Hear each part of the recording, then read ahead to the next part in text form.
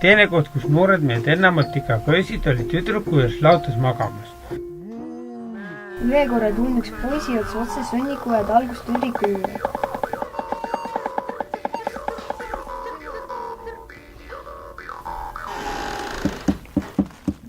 Pugen pimedasse lautu tüdriku asemel.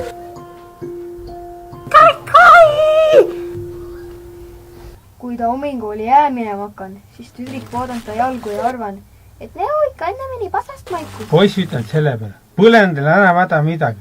Oles sa näinud, mõuksed õhtu olid, kui ma tulli.